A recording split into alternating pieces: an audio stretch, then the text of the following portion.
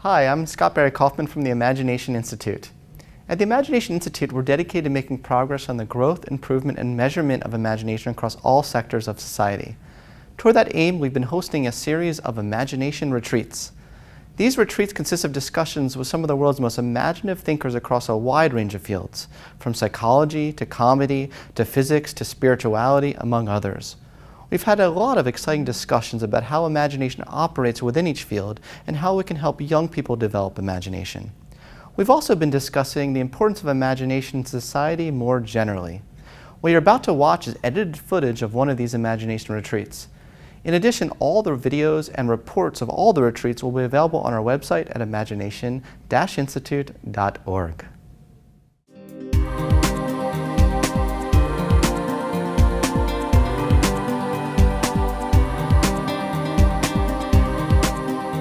So the way I would characterize most of our discussion today would be good advice about public policy and education. And so that indeed is one of the purposes of our gathering. But another is that you've been chosen as the most creative educators in America, and we want to know something about your autobiography and its relationship to your own imagination. I actually think I'm incredibly optimistic, and I think I always have been, and so I think that's a big part of it. At the same time, I can sort of hold in my mind this real dispassionate dissatisfaction with a lot of what I see around me, and dispassionate in that I'm very comfortable with change, and I've observed that that's rare because I sort of take it for granted because that's who I am, and then other people really are very resistant to change, and so I've noticed that that's something that most people don't have. And so this combination of being optimistic about the future, dissatisfied with where we are, and therefore motivated and willing to change and motivated to change then and to do something about it and just keep asking questions to move in the right direction. I think that's the general formulation for Diane here. Optimism about the future, dissatisfaction about the present, and being comfortable with change strikes me as a pretty good recipe for creativity. Yeah. It's also the signature profile of like every grit paragon I've studied, right? Like, optimism is usually the first thing they say about themselves, dissatisfaction with the present, which they hasten to add that they recognize that seems like a tension, that they could be both hopeful about the future but very unhappy about the way things are, and then this comfort for change. Comfort with change. I think my one in both of those is transformation. That's the kind of transformation change for the good. Yeah. Whether there's the recipient or the facilitator of. Yeah. I would agree. I agree with that. I like that sort of notion of delta. I've talked about that delta. I'm really interested in that notion of how do people transform themselves, and how do you give them the. How do I try and find those capacities? What are those? I think even the character strength stuff, trying to sort of was built around, or sort of interest in it was like thinking about how do people actually transform themselves, and what are the capacities? Like, how do you break down those capacities so you'd allow people to have a better chance of doing that? And that's linked. I'm sort of resonant with the notion of change. So I think sometimes I felt my life from very early on was like changing all the time.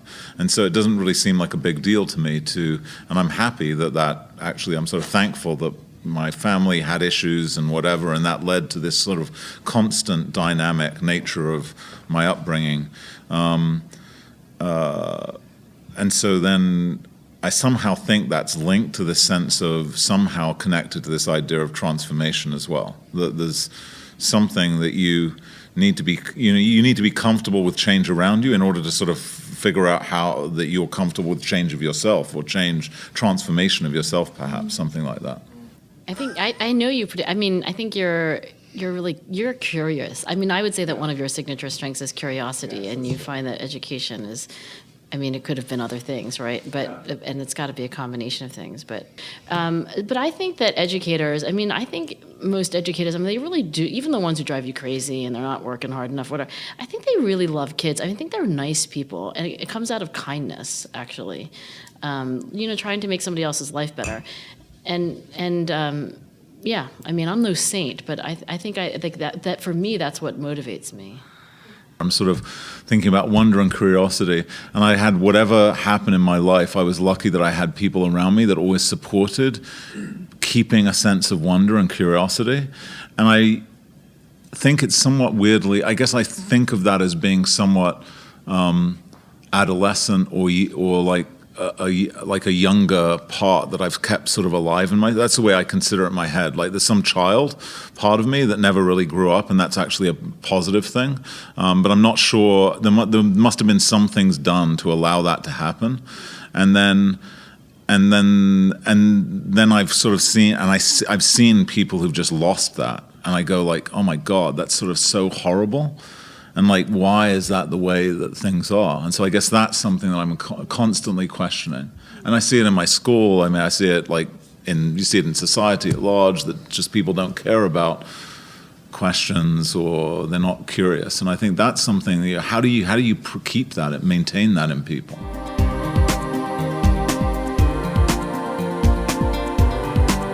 In the long run, what we remember about societies is what happens at the fourth standard deviation above the mean. It's the Mozarts, the Beethovens, the Google, etc. that's going to matter. So for me, I remember arguing with the Secretary of Education under the Clinton administration about giftedness and their lack of supporting giftedness. And they said, well, gifted kids, like you said, take care of themselves. And that's just not true. Gifted kids get knocked down all the time. Yeah. And so there's sort of one reason I haven't worked on equality is that I don't think it's the mean of a society. I think is of little moment in the greatness of a society, and its greatness is what happens at 4 standard deviations out. That's one, and also that these people who have and come from all sorts of walks of life, this ability to really move a culture, have a tough time in life. So I guess I want to be an advocate for the identification of extremely talented people and structuring our resources around nurturing them. What do you guys think the purpose of education is? So, Marty had a defense of genius, but would we want to defend that should be the purpose of education, to weed out the geniuses from those who aren't? I would say no. Personally, that my view is mastery, perhaps, it should be one purpose, but there should be other purposes that kind of look at individual growth as a worthy variable as opposed to just sorting out a sorting mechanism. But I'd love to get your thoughts on what do you think is the purpose of education? So, I guess the question I ask myself is, I think it's ironic that, for the most part, extreme giftedness is found in wealthy communities. We don't see so many folks. So where equity comes for me is all of the barriers that prevent poor and minority kids from actually ever being identified as gifted.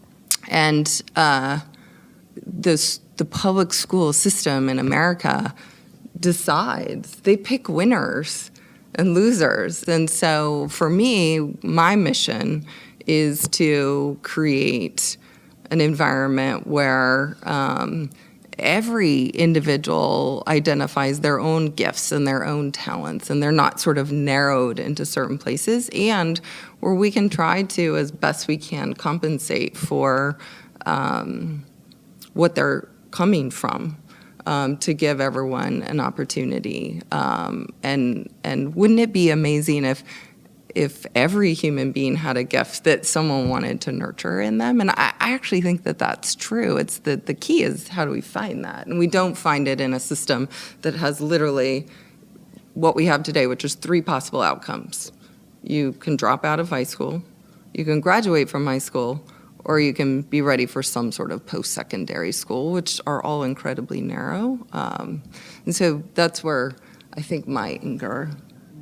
I don't love the idea of naturals and gifts and talents because they come with the connotation of complete fixedness. And my own gifted story is that I moved across town. My dad made a little more money at some point when I was in elementary school, so we kind of went from it's Cherry Hill, New Jersey, so it wasn't exactly like the wrong side of the tracks to the right side of the tracks, but it was like, we sort of moved up in the world, and I changed elementary schools. And I actually tried to track this down. I couldn't verify it through records, but in one school I was gifted, and the other school, I started off in the gifted program because it was in the middle of the year, but then they tested me, and I didn't score high enough, so I was out of the gifted program.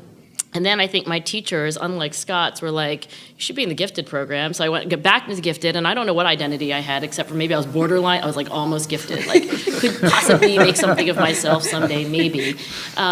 And I think that, when you wrote about me and you said that I was so smart and my mind went really fast, and I thought to myself, I wonder what my elementary school teachers would say about that, because I don't think I was like, the star intellect and so forth. And I think one of the reasons why my mind is very good now, very agile, is that I have, I think all the time. I mean, my mind is like a muscle that's just been like exercise. And I'll just leave you with this little anecdote. The other day I was in yoga, and this woman was sort of casually saying to the receptionist that, because she had this injury, she wasn't able to use her, left, leg as much. And she was like, God, it's like, you would not believe how much muscle you can lose in 2 weeks of having your, leg in a cast and so forth. And, I just wonder how much of ability really is just exactly that. And because I have been in high intensity training for my entire life, it is not surprising to me that I have something of an athletic mind, but I would not be able to trace its origins in some, indelible genetic endowment. Yeah, I've noticed a common theme among a lot of educators is what they're fighting is inequality of opportunity. That's like the big thing, inequality of opportunity. I also think it's a lot easier for people, the educators who are fighting that and are particularly upset by that. I think a lot of them have personally have been on the other side, have seen it. It's a lot easier for people who have personally faced that injustice to then get angry about it and then want to have a mission to change it. I remember I wanted to be in gifted education, and I sat down with my school psychologist and I told him, because I was getting straight A's in all honors classes, and he said, well, none of that matters. He said, I need to look at your IQ score when you were 11 years old. And I was 17 years old, and I was determined to get into gifted education before I left high school. This was like my senior year, and he drew a bell curve on the napkin and said, this is the gifted kids, and then he moved to the left, and he said, this was you. At age 8, because I had a hearing disability, I couldn't hear the instructor, it was actually 87 IQ, but that's what he was looking at. So when you're faced with that kind of injustice, it created in me personally a passion to want to, right that wrong for other kids.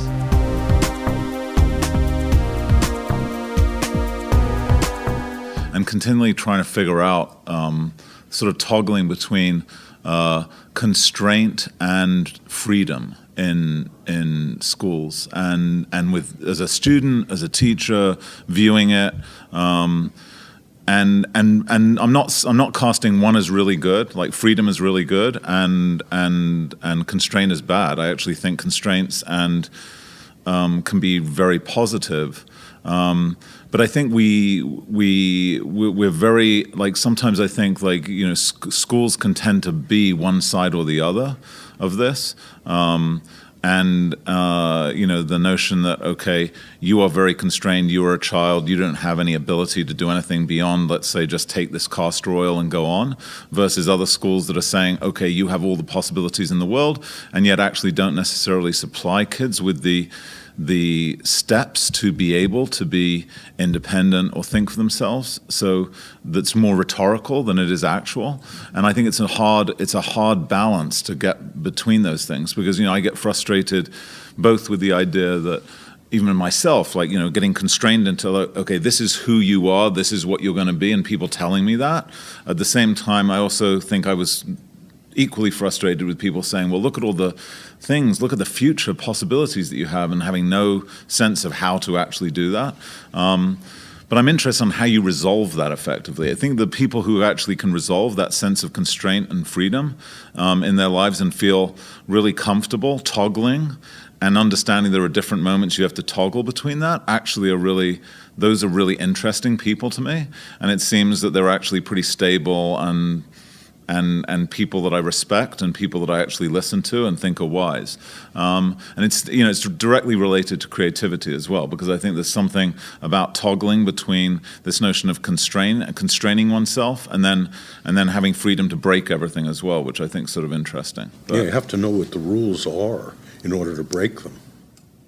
Yeah, and I guess that would be the sort of, but yes, you have to know when the rules are to break them. But at the same time, I think the thing is that some of my education was like, okay, you're not going to learn those rules until you're 25, and then you can break the rules. And I think that somehow that there wasn't, I didn't get enough toggling back and forward early on to feel that back and forward. And then the expectation was at 25, well, now you can break the rules. Well, no, now I'm really compliant and I've been taught how to live within constraints. I'm not going to break the rules at this point.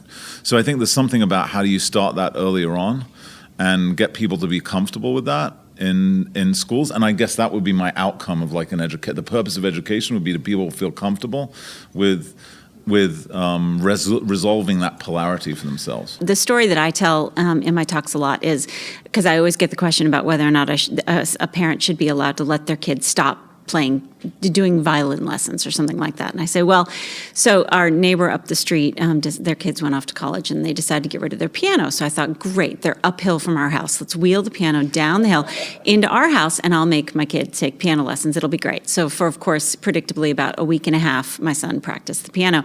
And after that, it became an argument in our house every single day about practicing piano.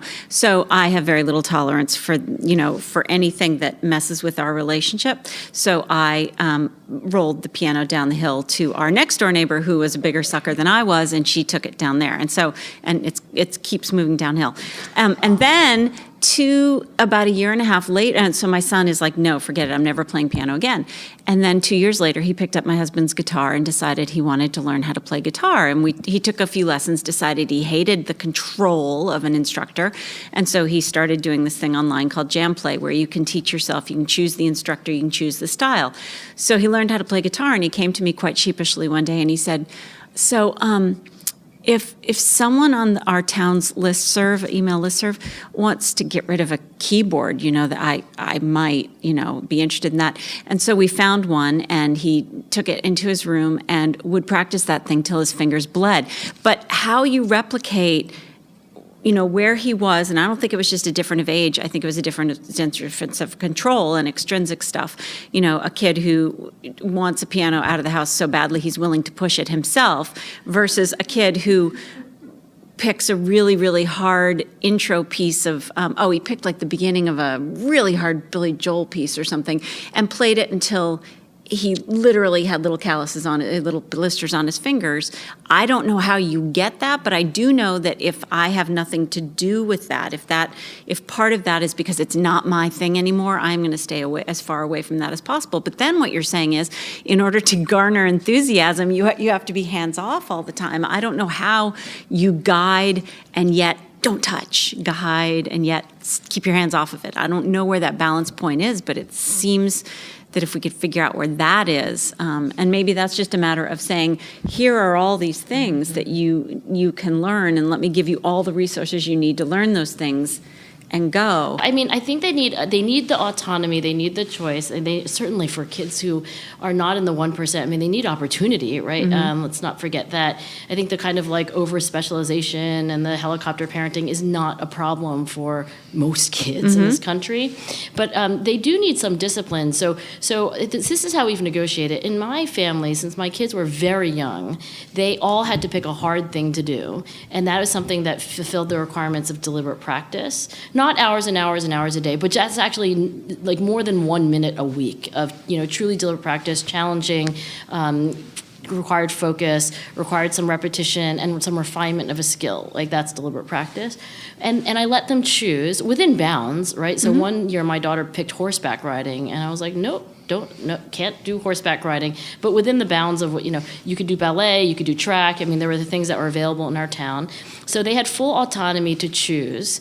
But there was a second part of the rule, which is that I made them finish what they began. And if they said to their teacher, I'm going to practice 10 minutes a day, then they had to fulfill their obligation. So you weren't allowed to quit in the middle of the season. And you did have to fulfill your commitment to practice what you said that you were going to, which they usually are very enthusiastic at the beginning, like you found. Right. So that was the second requirement, which is that they had to, fulfill their obligation and not quit in the middle. And, the third thing is that, they can never not have a hard thing. So in my family, I mean, my two girls would be very happy just texting on the couch, like pretty much all day, right? Like, I think if we didn't have some kind of rule that said, like, you have to go challenge yourself, you do something engaging, they would really kind of be like the piano at the bottom of the hill, which is they would just roll down to the point of the, it's like there's no more resistance left. So I feel like for parents, the prescriptive recommendation is that, kids need autonomy, but I think it's naive to think that, just given the opportunity and the autonomy that they're going to discipline themselves, they'll finish the season, that they'll practice and so forth. I think they need some, parenting as well.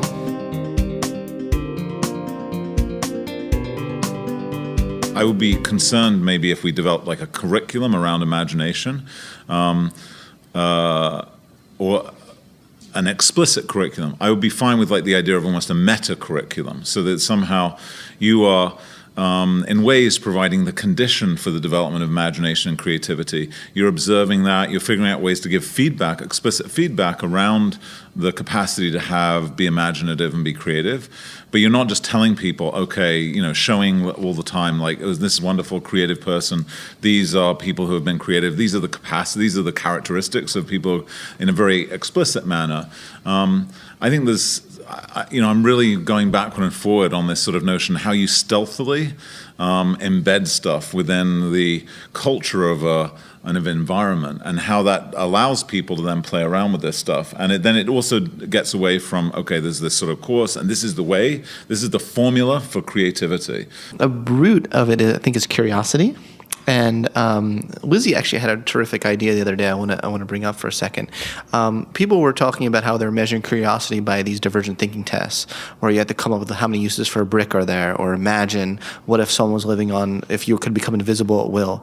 But Lizzie said, why don't you develop a test where the test is actually to come up with lots of questions about something and actually get rated. No one's ever came up with this test before, and Lizzie and I are talking about actually putting this study online. It's such a terrific idea, and no one's ever thought about this before. But so you adapt the divergent thinking test that we've used, but instead of having people rate the creativity of the responses, you have people rate the quality of the questions. And that could be something you could see applied to an education system. I mean, we're very far from where we ultimately want to be, and far from perfect. But and I don't think this is different from the high-tech high curriculum. We are putting most of our eggs in the basket of trying to get kids to ask questions, real, authentic questions about the world that, kids actually really care about the world. They're very insightful. They know what is wrong. And they want to fix it. I mean, if you ask kids, your average ninth grader, what do you want to be when you grow up? They have no idea. If you ask them, what problems in the world do you want to solve? They can give you a laundry list. And so that's sort of the root of what we do every day, is have them take big problems and questions and go about trying to solve them. And they learn knowledge in service to solving those problems.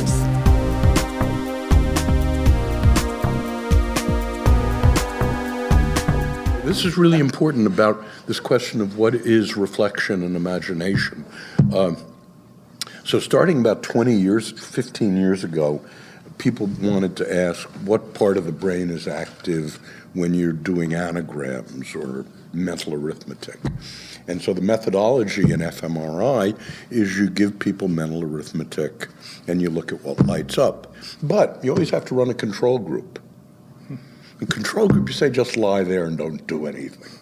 Okay? And so you're comparing what lights up when you allegedly don't do anything, with when you have to do this external thing like mental arithmetic. Well, it turns out the mental arithmetic circuit is very noisy. But what lights up when you're told not to do anything is uniform. It's called the default circuit, but I think it is the imagination circuit, because it's what lights up when you ask people to imagine the future, or to take something that happened in the past that went wrong, but redo it so it comes out right. Here's the most interesting thing about dreaming. So I taught dreaming for a few years. I thought that during a REM bout, that the eyes just moved for 30 minutes or so. But it turns out they don't.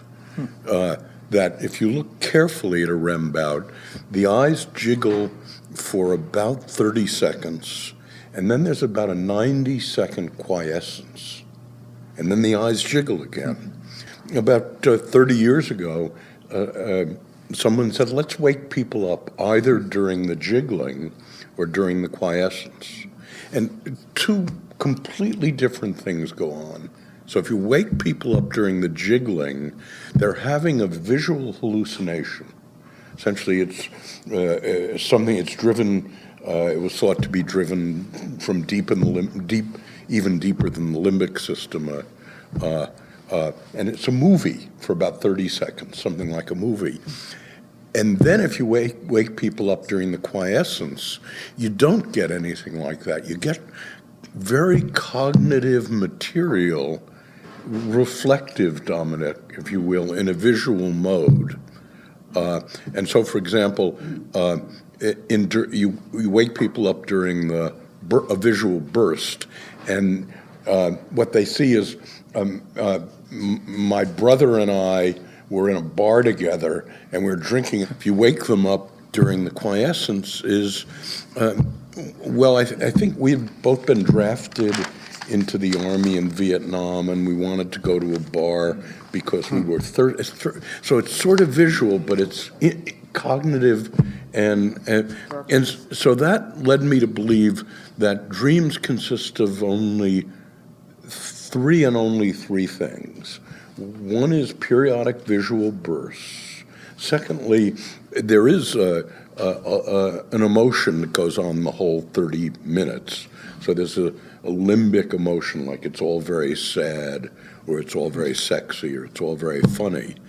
But the action is in these quiescences in which you're trying to integrate visual burst one with the plot you had constructed so far with the emotion. So what you're doing during the quiescence is creating a plot, a narrative, imagination. Now, the reason I mention that, and this is just the end of this ramble, there is even some reason to think that right now, around this table, you're doing what you do during dreaming. That is, you listen for about 30 seconds. You focus on what I'm saying, and then you go inward for a minute or so, and you integrate it with the plot that's going, with personal concerns, with the plot that's going on in your life. So if we take dreaming really seriously as a process and reflection, there is this process that the brain goes inward and does all day long and all night long, which is to take the external material and then create a narrative and a plot.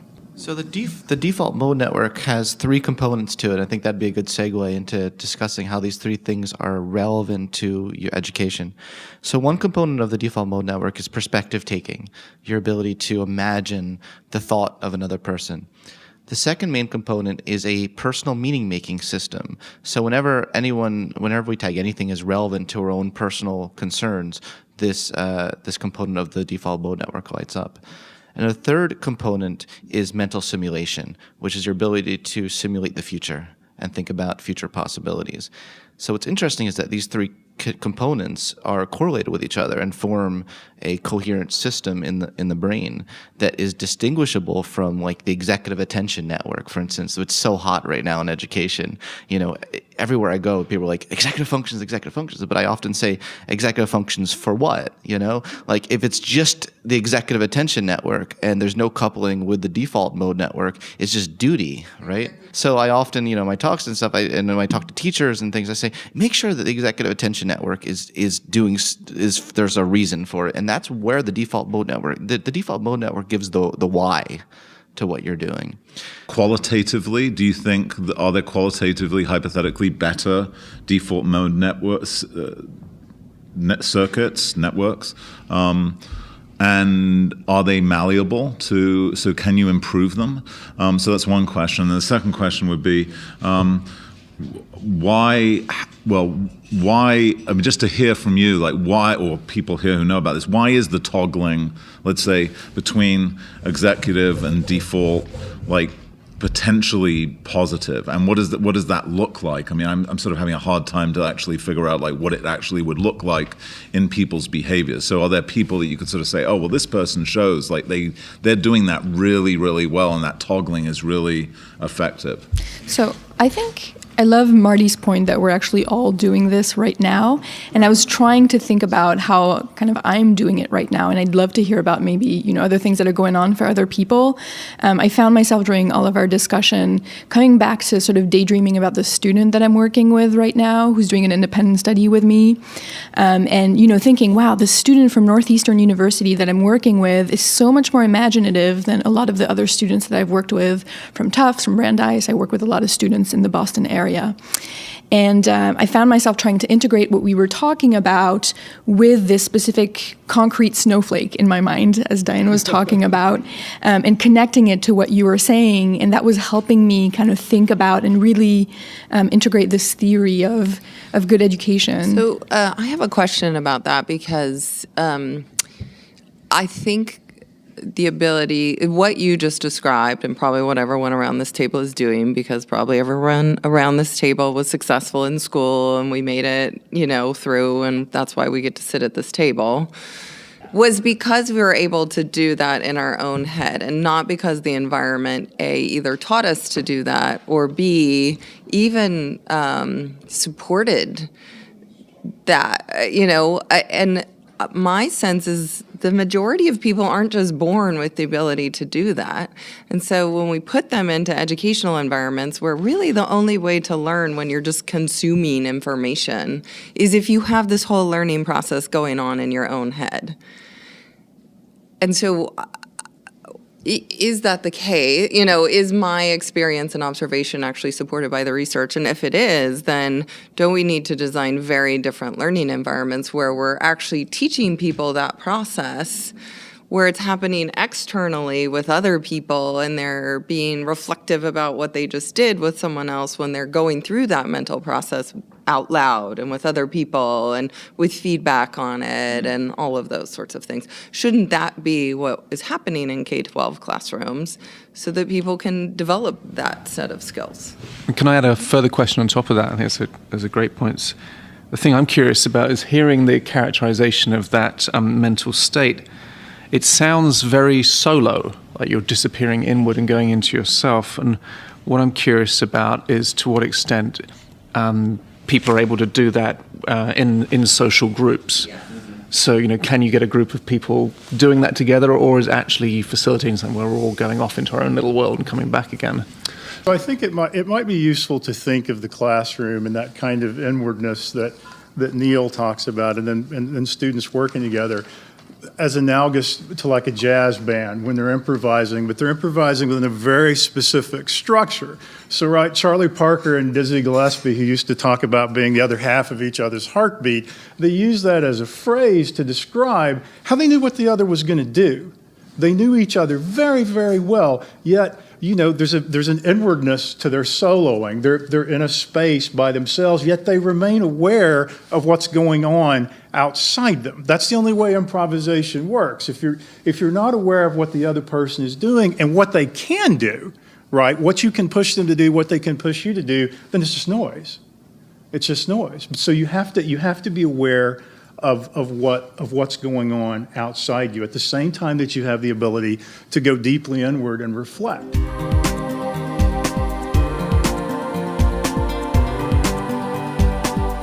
E. Paul Torrance did this brilliant study where he followed his kids up 50 years later, and he found that the extent to which his kids fell in love with a future image of themselves was the single best predictor of lifelong creative achievement. It outpredicted any measure of scholastic promise they threw at them in elementary school. All these measures of scholastic promise, like GPA, SAT scores, all the things predicted, college, it predicted first job, but the correlations got weaker and weaker as the years go by. And in the latest follow-up, it really was the extent to which they fell in love with the future image. So it's the love part, it's the identity part, and it's the imagination part. Okay, so I'm going to put a prompt out here. This is my question. If we were designing a school for the future, so we were designing the ultimate school that brought out imagination, optimal imagination, creativity in all students in that school, what would be one essential feature of such school? Let me talk about project-based learning for a couple of minutes. And I know Diane knows a lot about this, but I'll do that by talking about it in 3 different modes.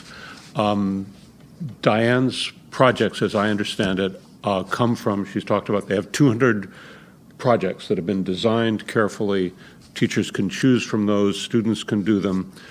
At High Tech High, one of the key principles is teacher as designer, and teachers design projects. That's one of the critical activities that go on. There is a process known as design tuning, when teachers talk with other teachers about their plans and get feedback. And some of the projects get repeated and improved over time. Some of the projects get tried and left behind. But projects essentially come from the teacher's passions. One of the old-time teachers who does a lot of work, he has a whole website with cartoons that he's created to help other teachers learn how to do this. And his advice is begin with your passion and do the project before you try to do it with your students, and he has examples of that. But passion is critical, and I've been struck by how often I've heard that word around this table, which is not a word I hear in most discussions of education. I want to just wave that flag. We're talking a lot about passion here, and it's missing from education in most places. For me, that's really, really critical. But I'm going to make the point that at High Tech High, the passion starts with the teacher's passion, and it's the teacher's job to engage the passion of the students. At High Tech High, and I know at Summit, the projects are collective activities. They are things that the students are doing together. And that was the reason at High Tech High for using project-based learning, because the goal of High Tech High was to bring diverse students together and then to have them learn together, not have them in the same building and then separate them into math 1, 2, 3, 4, 5, but have them learning math in the same room. And by the way, not necessarily in math class, because if you divide the day into 7 different periods, you can't do projects. They're too short. So you have 4 periods in the day, and you usually combine math and science and English and social studies, so that you can do things in depth and do things together and figure out what do the different students have to contribute, and how can these activities become a learning experience that engage the interest and meet the learning needs of all the students. I had thought before I came here that imagination was sort of like dreaming in some ways, and dreaming about, I like the idea of falling in love with your future self, like sort of this idea of dreaming a future self of yourself. And I sort of thought, I felt like, okay, there were some people that are just really imaginative and other people that are less imaginative. I wasn't really thinking about how one could actively improve imagination. And I think I'm starting to think much more about that, and that's interesting to me. And so then the thing is then I'm sort of more interested now, rather than just the idea of dreaming, I'm actually interested in the idea of redreaming. So the redreaming thing for me is this sort of like what I think we've mentioned the word, we have to find a new word for toggling, but anyway, toggling between dreaming then doing something, like actually like trying to put the dream into action, and then finding out that that probably was not that, brilliant, or it didn't turn out like as well as your dream did, and so you're disappointed, and then you sort of need to reflect on that, what that's like. And then how does that reflecting then affect how does that revise your dream? And I think that's where, hypothetically, I could see someone growing their imaginative capacities or their imaginative muscle over time if there was a process like that. Well, I think that excitement, it's what lights it all up. It's what gets you closer to your core humanity, essentially. I'm not articulating this particularly well, but I think that there's something you see sort of like. Athlete. I had this conversation recently with someone we work with closely, Tim Shriver, who works with young people with intellectual disabilities through the Special Olympics. And what he's observed, he used to be a teacher for many years, and his big revelation, one of many, was around this idea that so many of these young people were constantly able to find excitement. And they weren't holding themselves back, and in that finding of excitement, they just became fully expressed versions of themselves, and were in a almost perpetual state of happiness and fulfillment as a result.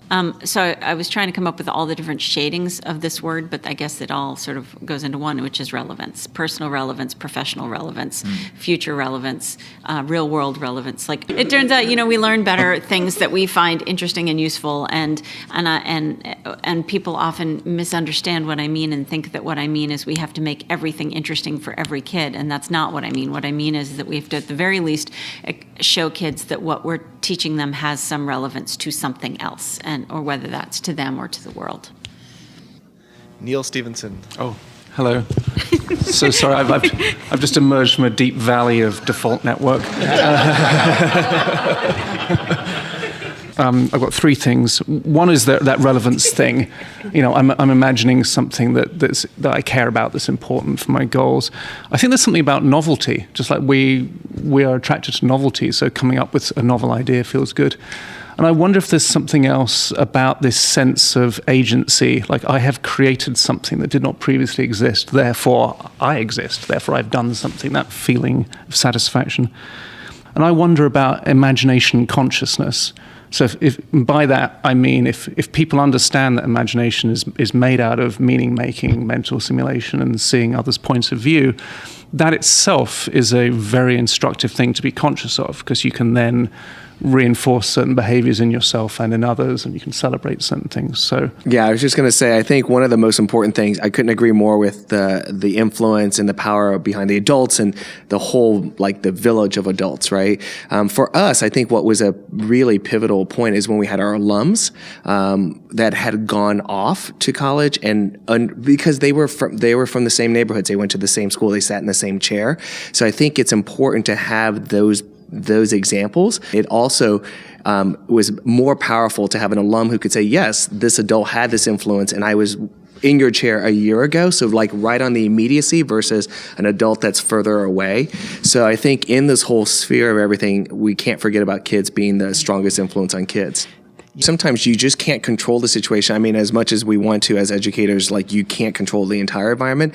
But I think what's powerful beacons are students who've been in that same situation, who can talk about the inspiration and sort of saying, I have lived this, which is a lot easier than an educator sort of saying, I've lived this, but I lived it a while back, or I can't relate to you. I didn't come from the same type of background. That peer-to-peer influence on top of everything else that educators are doing is it like a 1-2 punch.